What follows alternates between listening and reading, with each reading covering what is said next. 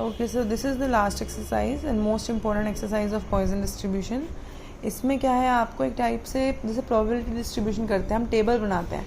यहाँ पर भी आपको वही करना है कि आपको पहले एक्स लिखना है, फिर प्रोबेबिलिटी ऑफ एक्स निकालना है। प्रोबेबिलिटी ऑफ एक्स जो आप निकालोगे वो यहाँ पर जो आप टेबल बनाओगे वो आप बनाओगे पॉइजन डिस्ट्रीब्यूशन वाला फॉर्मूला यूज़ करके, ठीक है। और फिर जो आपको एक्सपेक्टेड फ्रीक्वेंसी निकालनी है उसके में क्या होगा, n से मल्टीप्लाई कर दो जो आपकी यहाँ पर जो भी प्रोबेबिलिटी की वैल्यूज़ आई हैं, ठीक है। ये तो आपका एक वन वे है सॉल्व करने का। सेकंड वे आपका क्या है कि ये तो अगर आपको सब कुछ गिवन है डायरेक्टली तो आप ये कर सकते हो कि आप यहाँ पर आप सब सारी वैल्यूज़ निकालो बार बार, ठीक है। तो आपकी मर्ज़ी, आप कोई भी दोनों मेथड में से कोई भी यूज़ कर सकते हो। दूसरा मेथड क्या है कि आपको जब ये फर्स्ट मेथड आपका ये वाला एक्सपेक्टेड फ्रीक्वेंसी निकालने का। सेकंड मेथड है आपका कि n से मल्टीप्लाई कर दो पी नॉट, जो आपको फर्स्ट मेथड में भी यही करना है, सेकंड में भी यही करना है। दूसरे में क्या है, उसमें आपको पूरा ऐसा करना पड़ेगा n इंटू पी वन यानी कि n into E minus M into M. यहाँ पर आपको क्या करना है, m यहाँ पर अगर 1 निकाल रहे हैं, अगर 1 है प्रोबेबिलिटी तो यहाँ 1 by m by 1 into F E, और जो यहाँ पर आपको जो आंसर आया उससे मल्टीप्लाई। अब यहाँ एफ ई 2 है तो इसका मतलब m बाई 2, और जो आपका यहाँ पर इससे पहले वाले में आंसर आया है वो उससे मल्टीप्लाई। एफ ई 3 है तो m बाई 3, जो एफ ई 2 में आंसर आया उससे मल्टीप्लाई। एफ ई 4 है तो इससे मल्टीप्लाई, ठीक है। तो ये हो गया आपका एक्सपेक्टेड फ्रीक्वेंसी निकालने का फॉर्मूला। अब देखो इसमें करना कैसे है। और दूसरा इसमें एक पॉइंट है, अगर आपको e की पावर माइनस m ना गिवन हो तो आप कैसे निकाल सकते हो। अगर मान लो आपको वहाँ पर क्वेश्चन में, वैसे मेरे को जनरली जहाँ तक पता है कि मोस्ट प्रोबेबली कि आपका e की पावर माइनस m पक्का गिवन ही होगी पेपर में, क्वेश्चन पेपर में, ठीक है। 1 और 2% चांसेस हैं कि e की पावर माइनस m ना गिवन हो। तो आपको कैसे निकालना है, reciprocal anti log of m into 0.43 into 43। Anti log कैसे देखोगे आप, मतलब m से आप पहले क्या करोगे, जो भी आपका m आया है उससे आप मल्टीप्लाई करोगे। m का मतलब क्या है, मीन, ठीक है। जैसे क्वेश्चन करेंगे तब ज़्यादा समझ में आएगा, बस आप ये याद रखो। अभी क्वेश्चन देखो, जैसे मान लो आपको यहाँ गिवन है, find the Poisson distribution, fit a Poisson distribution to the following data and calculate the theoretical frequencies. यहाँ पर आपको डेथ्स गिवन है, यानी कि गिवन है आपको x, या आपको गिवन है फ्रीक्वेंसी। आपको एक्सपेक्टेड फ्रीक्वेंसी निकालनी है और मीन और वेरिएंस भी निकालना है। तो मीन का आपको फॉर्मूला पता है 0.61, यानी कैसे निकालेंगे, x गिवन है, f गिवन है, तो आपको मीन निकालना आता है डिस्क्रीट फ्रीक्वेंसी की तरह। इन दोनों को मल्टीप्लाई कर दो यानी कि fx और E F x divided by E F. तो ये होता है आपका मीन निकालने का फॉर्मूला, जो आपने लास्ट सेमेस्टर किया था। आपने मीन निकाल लिया, मीन भी यही है, वेरिएंस भी यही है, तो सेकेंड ईयर वाला तो आपको क्लियर हो गया, ठीक है। अब आपको बोला इन्होंने कि फाइंड, अब नेक्स्ट इन्होंने बोला कि आपको थियोरेटिकल फ्रीक्वेंसीज निकालनी है, यानी कि एक्सपेक्टेड फ्रीक्वेंसीज निकालनी है, यानी कि आपको क्या निकालना है, एफ ई, ठीक है। अब देखो यहाँ पर ये वैसे तो ऑलरेडी गिवन है ये वैल्यू ई की पावर 0.66, ये इन केस अगर मान लो यहाँ पर ये गिवन ना हो तो आप कैसे निकालोगे, एक बार समझ लो, वैसे थोड़ा सा ध्यान एक बार समझ लो, अदरवाइज मेरे को जहाँ तक पता है कि वो गिवन ही होगा ये, ठीक है। अगर नहीं गिवन आप कैसे निकालोगे, एंटी लॉग ऑफ m क्या आया था 0.61 इंटू 0.4343, या आया 2699492। अभी देखते कैसे हैं, 0.26492 को कैसे देखना है। पहले आप पीछे जो टेबल है उसमें 26 देखो, 4 देखो और 9 देखो, बस कैसे 26 पहले डेसिमल के बाद पहले लेंगे 2 डिजिट्स, फिर 1 और फिर नेक्स्ट, कैसे देखो 26, 4 और 9। तो एंटी लॉग वाली आपने टेबल खोली, तो यहाँ से तो आप देखोगे 26 कहाँ है, 26 पे देखोगे 4 देखोगे आप यहाँ से, कितना आया 26, 4 पे 1837।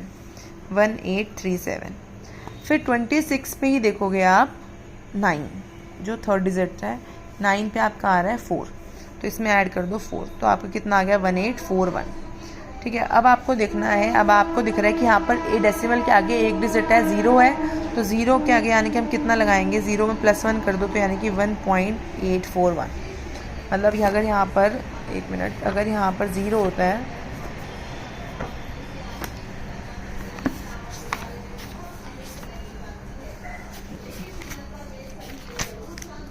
देखो अगर यहाँ पर 0 होता है इससे पहले, तो आप इसमें 1 ऐड कर दो, यानी कि 0 से नेक्स्ट डिजिट क्या है 1, तो आप 1 के बाद 1 डेसिमल प्लेस के बाद पॉइंट लगाओगे। मान लो यहाँ होता है 1, तो आप 2 डेसिमल के प्लेस यानी कि 1 और 8 के बाद यहाँ डेसिमल लगाते हैं। यहाँ होता अगर 2 तो ये 2 + 1 3, तो 3 डेसिमल प्लेस के बाद आप 3 लगाते हैं, डेसिमल लगाओगे, ठीक है। तो ये हो गया आपको ये बस थोड़ा सा जिसको नहीं भी समझ में आया तो बस ये सोचो ये गिवन ही होगा, ठीक है। अब आपको बस आपको क्या निकालना है, आप एक्सपेक्टेड फ्रीक्वेंसीज निकालनी है, लेकिन उससे पहले आपको क्या निकालना पड़ेगा, P0।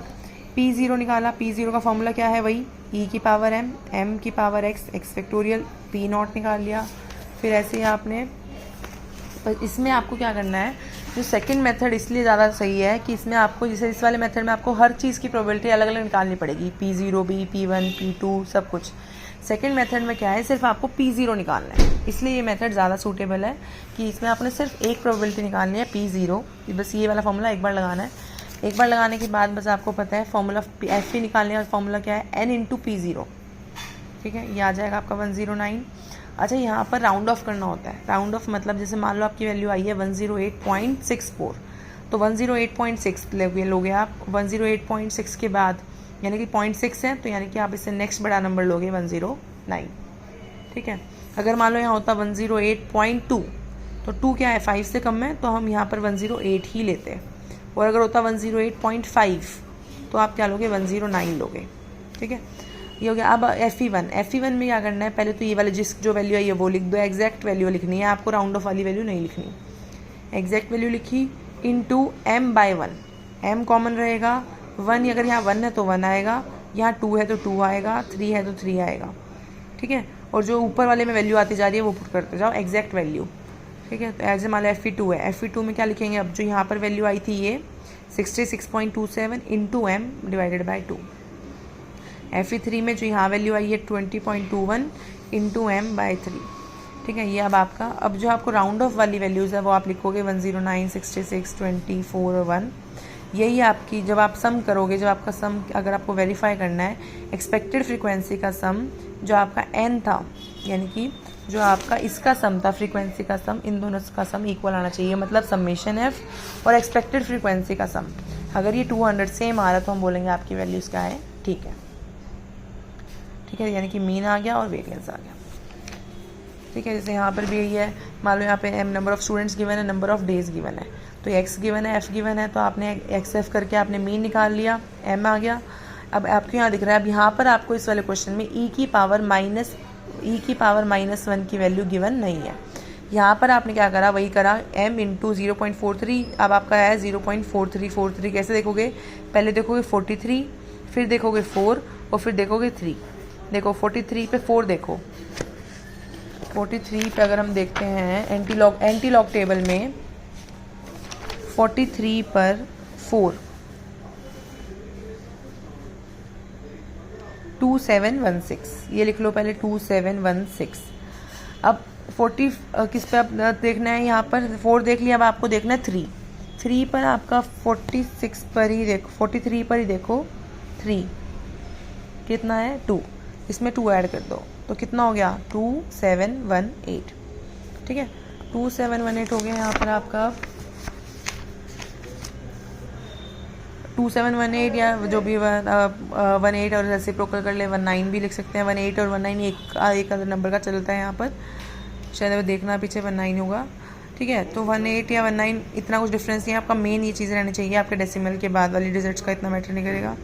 अब आपको दिख रहे हैं यहाँ 0 है और 0 है, तो इसका मतलब हम कितने डिजिट्स के बाद 0 में ऐड करेंगे 1, तो कितना हो गया 1, और 1 डेसिमल के प्लेस के बाद हम क्या लगाएंगे, रेसिप्रोकल।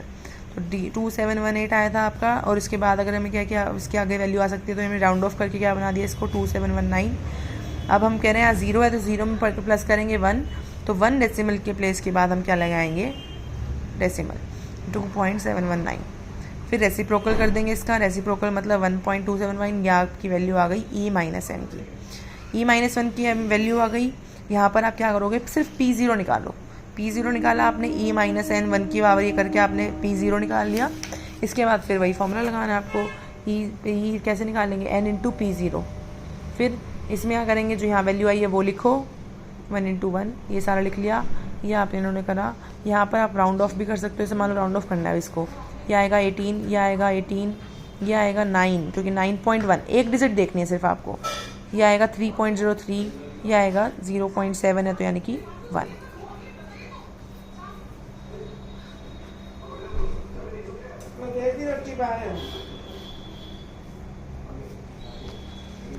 ठीक है, तो अब आप इसको सॉल्व करके देखोगे इस क्वेश्चन को। कोई डाउट आ रहा है किसी को, पूछोगे।